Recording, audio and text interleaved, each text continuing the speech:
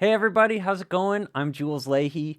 In today's video, I'm going to uncover some of the sort of Easter eggs, some of the little hidden secrets that lie in this open E tuning that I keep talking about and that I really love for slide guitar. I think that I've had a lot of students recently, address their concerns with and just sort of like the mysteries that they see in this open E tuning. So I want to help sort of demystify some of these things. And I think that some of what the tuning offers will maybe inspire you to write a song, come up with a cool riff, have some cool way of playing that we haven't heard before. So hopefully this inspires you to see your acts in a new light in this great tuning. Now, before I get into the meat of the lesson, I want to remind everybody and let you know that I have a Derek Trucks Masterclass slide course out right now. And this course goes into great detail of Derek's greatest licks, transcribing, some of his lines from recordings, live videos, all of that stuff. So if you guys have not already checked out the course, I would love it if you did. Everybody who has checked it out has been just raving about it, and they're really appreciating it. All of the purchases of that course go to fuel this YouTube channel here. So I really appreciate you guys checking that out. Thank you so much. And now let's get into the main lesson for today. So I'm in open E tuning. And the cool thing about this, there are a lot of cool things. A lot of work is done for you already, right? Like you can just kind of, if you think about like the pentatonic scale, you can even play across the string in chords. And if you just play your root, flat 3, 4, 5, flat 7, it sounds really cool. Let me demonstrate what I'm talking about. Here's my chord. And now here's what I was just meaning by playing your pentatonic scale. I'm really not being discerning right now. And check out how kind of familiar and cool this can already sound.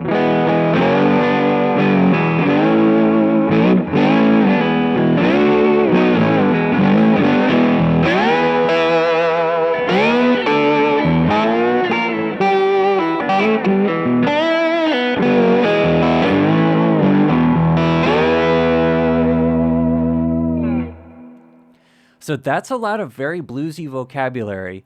I was not worried about muting. I let strings ring out. You do not have to mute every single thing when you're playing slide. You can totally let the strings ring into each other. That's definitely part of the charm of the open E sound.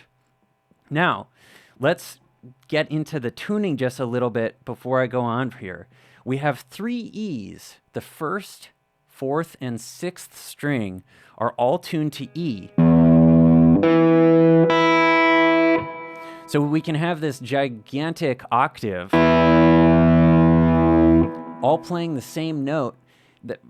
It's funny because at first it might seem like, well, gosh, it's just a lot of repetition. But you might want to write a riff that has something like this in it.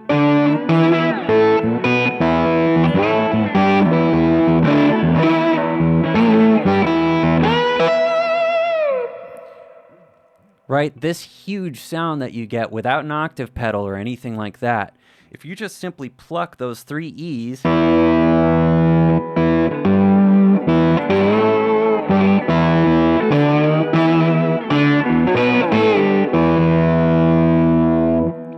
that's a pretty cool sound. Another thing that I like to do sometimes is if I'm going to sort of end with an open E chord here, like let's say I play a lick like this.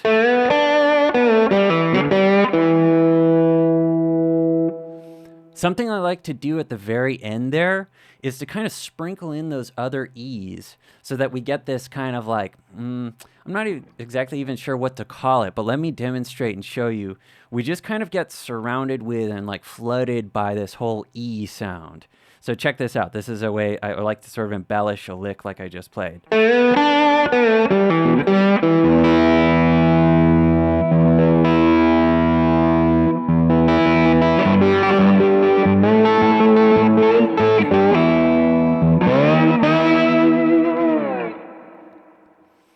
So as simple as octaves are, that can be a very powerful sound, and you might not have considered hitting all 3 of those at the same time. I was hitting the thumb on the low note, index on the 4th string, and then I was using my pinky up on the high E. And already this is a fairly dexterous move to get 3 octaves going at the same time. Sounds like this. Now, somebody that I notice who does this a lot, not necessarily the 3 octaves at once, but picking with his pinky, is the great Sonny Landreth. So Sonny does this, and gosh, if you watch his right hand, he's got, at least tied for the greatest right hand capabilities and, capacity to make music with his right hand. He does so much amazing work with his right hand. Every digit is doing something. So if you haven't checked him out already, I'd check him out. He's just got an amazing amount of, things to say with his fingers. It's wild. So that's the first part of the tuning. We have these 3 E's. Half of the notes are E. Now, another third of the notes, 2 of the 6 notes, are B's. That's the 2nd and the 5th string. So this is a little bit less, we don't have a 3rd octave, but we do have 2 octaves just playing B. And this is very cool because we can easily play octaves. Like, check this out. I'm going to basically play some blues up at the 12th fret in the key of E, but I'm going to use these octave shapes to kind of not just play single notes, but actually sound a melody that's 2 notes at the same time, 2 octaves, right? And this just, if I'm like really going for it in a solo and I've been playing single note lines, I'll do this sort of thing to like really put an exclamation point on what I'm saying. So let me actually, I'm going to do the octaves, but I'm going to use it in a little bit more context. I'll play some single notes first, and then I'm going to beef it up by playing the octave. And this might sound like somebody, a few players definitely like to do this sort of thing, but let me demonstrate and then we'll talk about it for a sec.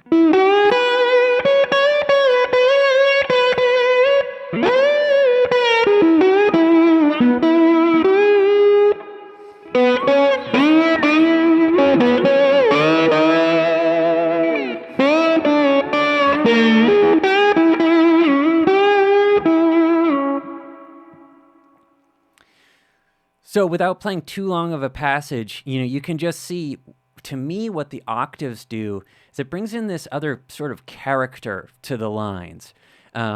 You're physically covering more ground. I mean, we can hear 2 notes instead of 1. So if you do something like this,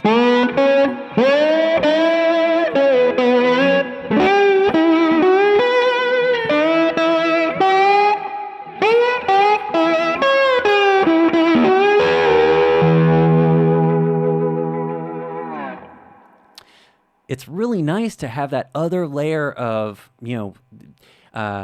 there's just more going on with the octaves. And this even makes something like you can play the same lick twice and give it a little bit more of a call and response feel by playing it differently. You could play 1 time single note, and then you could respond the same exact thing, but with 2 notes. So this gives a lot of room for just sort of, not just playing single note lines and avoiding playing licks. This really gets you thinking more like an arranger, and just that sort of sense of playing call and response and organizing your solo lines in that sort of way.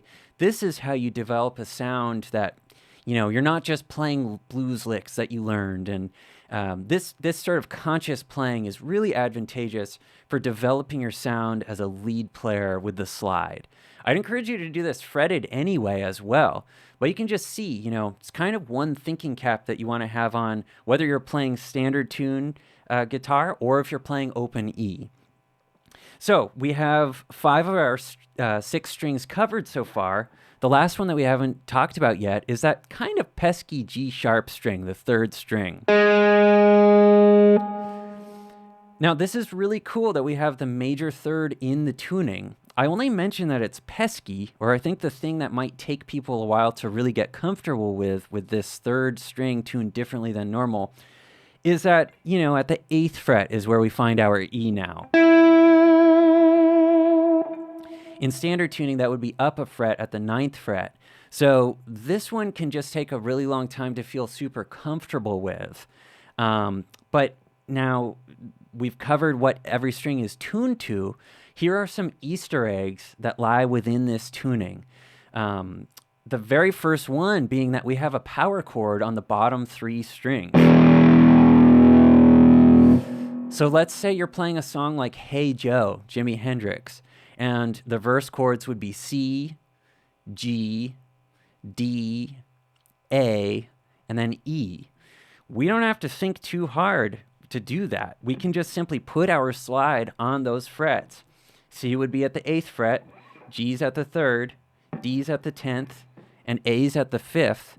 Open E, you can either hit all strings open, or you could slide up to the 12th fret to play your E chord. Let me show you just how easy that is.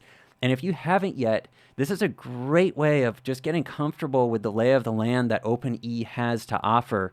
And you can start playing songs that you already know and love, with just the bottom strings. So here we go. Here's Hey Joe. Check this out.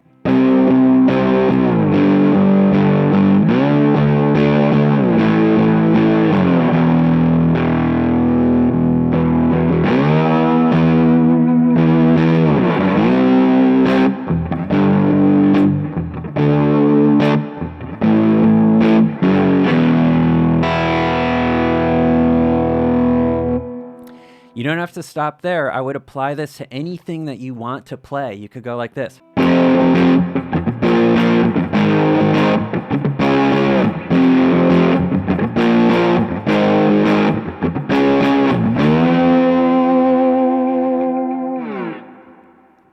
There's another great example. I'll play one more just for fun. You can just whack those bottom 3 strings and play power chords. Use your slide to slide around. It's really fun. It's a great kind of like not tapped into thing as far as slide guitar and this open E tuning is concerned. Here's another great riff to practice this with.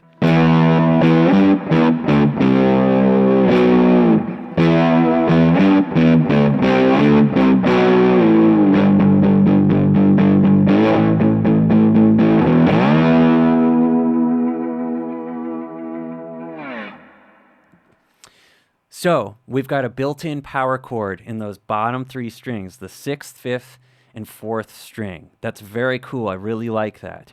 Now, the next sort of tuning thing that we have is, an advantage of this tuning is that there are all these cool sounds. You can literally just pick any of the 2 strings, and there's probably going to be an interesting interval there. Now, this is something that I like to use when I'm playing with other people, and I just don't want to hit a full chord. I might want to just do like 2 or 3 notes. A lot of the time, if you're playing guitar and you're playing in a full band, like maybe there's a keyboard player, maybe there's another guitar player even, you don't want to be hitting full chords. That takes up quite a bit of space. But to play something like I just did, E, D, A, B, this might be a more interesting way of doing it by just choosing 2 strings. So here I'm going to pick the 5th and the 3rd string, and I get this interval. Check this out.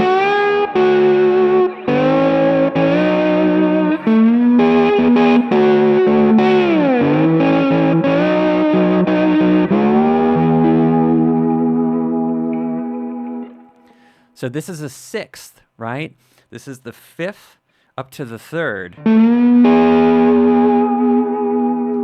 We're still in the key of E here, but I'm not playing an E note. So I'm still thinking about it just as the chords. I'm visualizing E, D, A, B, but I'm just highlighting part of the chord.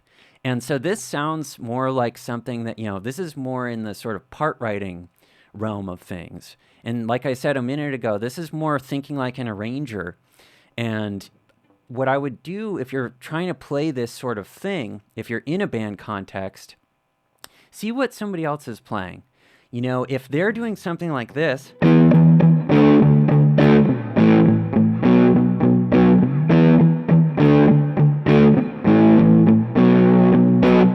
I might avoid those lower notes and go up high to sort of fill in the space, right? I might do something like that 5th and 3rd string I just did. I might do the 2nd and 3rd string and go like this.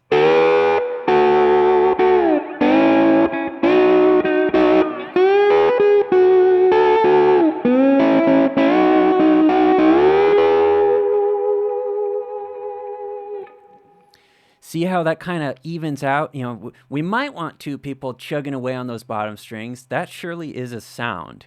But it might be nice to just, you know, and this sort of awareness of how you fit in the overall context is just kind of what I want to hip you guys to here, okay? There are a number of different ways of playing these parts, and just being limited by going, whoa, there's just this whole chord and I have no option but to hit all the strings. That's what I want you to avoid. That is not true. But, you know, getting in the tuning like this is a great way of understanding just how many cool ways there are of using this. So we have a sixth between the fifth and the third string. That's a very cool, I really like that, especially when I'm using a volume pedal. I love to like zhuzh those notes, and it sounds very pedal steel like, you know, it's a really nice sort of thing to borrow from like the pedal steel sound. Now here are a couple of really interesting, cool intervals within this open E tuning. So I'm going to go to my A chord here at the 5th fret, and I'm just going to pick the 3rd and 4th string.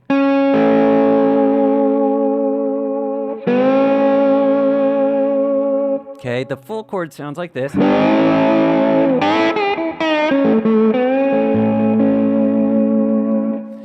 But now what we get here is we have a major third from an A to the C sharp. And now here's a cool pattern. You don't really hear this that much in open E tuning. You don't hear this that much in slide guitar land. But I love this. We can play the whole tone scale here pretty darn easily. We can either just go up, and the whole tone scale is just as it sounds. It's just a whole note in between every single note. And it creates a very cool effect where you kind of get lost in La La Land. It's very cinematic. And if you watch old movies or, you know, old cartoons where somebody gets whacked in the head and they're seeing stars, this sort of sound comes out a lot.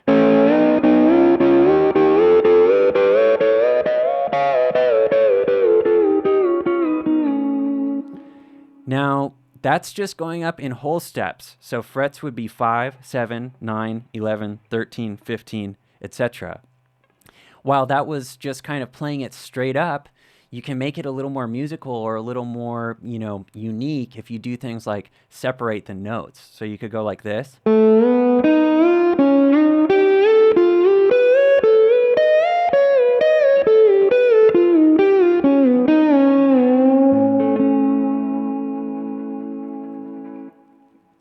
Something else about whole tone that's very cool is that you might use this. Let's say you're in the key of A, where I am right here, and you're wanting to get up to your 4 chord in a blues, right? Like your D chord. You might use this as a little tool to go from A to D, something like this.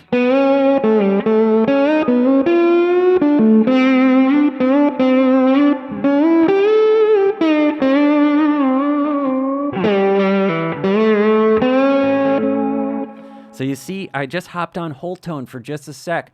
This would be like a 5 of 4 type of thing. This is getting into, you know, Robin Ford is an expert of this sort of thing. He's not the only one by any means, but he comes up first kind of in my mind because a lot of his diminished harmony and just sort of points of interest where he'll really show you that he understands harmony by implying these chords that might not be played by other people in the band. But when it resolves to that 4 chord, you go, whoa, what was that? That was, you know, beautiful use of tension and release. So you can apply that sort of thing with the slide right there. Now, another little point of interest with this whole tone thing is that really sounds great if you throw some delay on it. It will get you that sort of dreamlike, you know, flashback. There, let's go, I remember that day, it's coming back to me. And then you hear the whole tone scale. Right? That's how they use it in film and, you know, TV shows and that sort of thing. So there's a whole tone scale, you know, sitting right in here with this major third. And there are so many different ways of going about that. I want to just kind of present you guys with a handful of these things. And we'll dive into some of these more specifically in future videos. But the next The next interval that I want to show you guys is on the second to third string. Now, while this is in the key of A's, now in the key of A's case, this would be the third and the fifth, C sharp and E.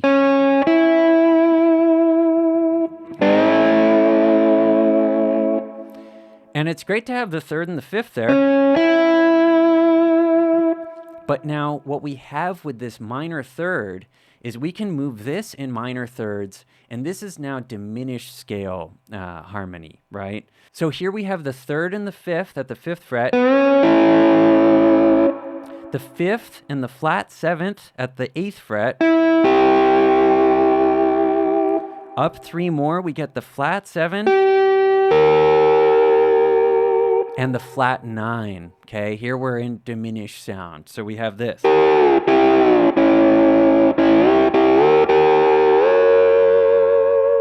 Go up another minor third. We have the flat nine and the major third. Here we have the major third and the fifth. So this sounds like this.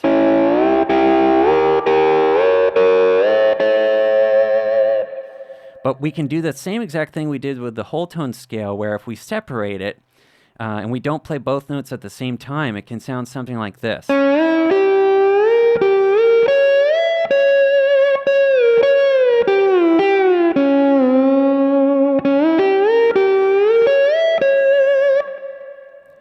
Now that's just in minor thirds. You can also add a half set before. This becomes the half whole diminished scale, which sounds more like this.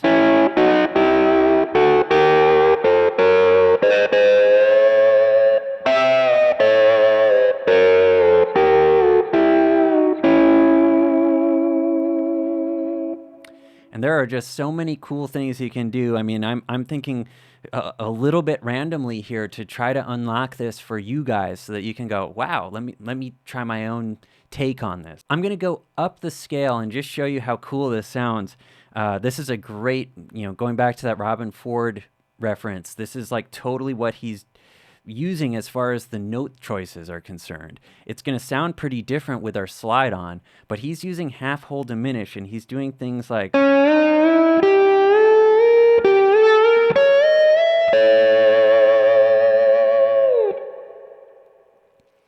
really cool, and not at all something that you're probably used to playing on slide guitar. Now, this sort of application, it's kind of like in one of my last videos, I was talking about fretting with the slide.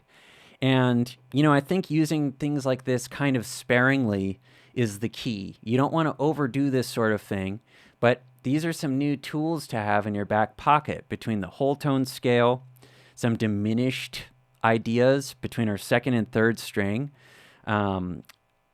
octaves, 3 octaves with our E strings, 2 octaves with our B strings, the sixths idea with your low fifth B string, and your third string, right? This is all out of the sort of normal realm of playing licks based in one position like this. I love that stuff, but I want to sort of expand what you know about this tuning. So the last thing that we have is we have a fourth between the second and first string.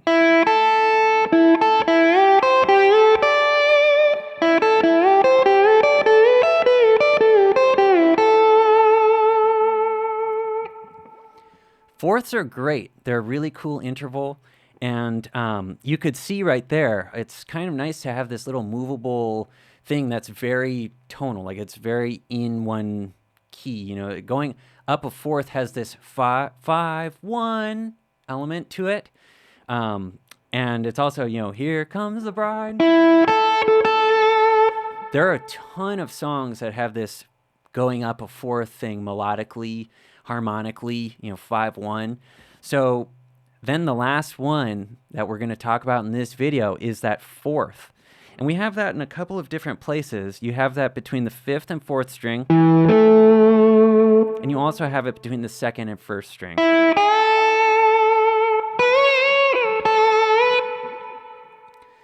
right? That's like just such a great way to start a solo too. It's just by going.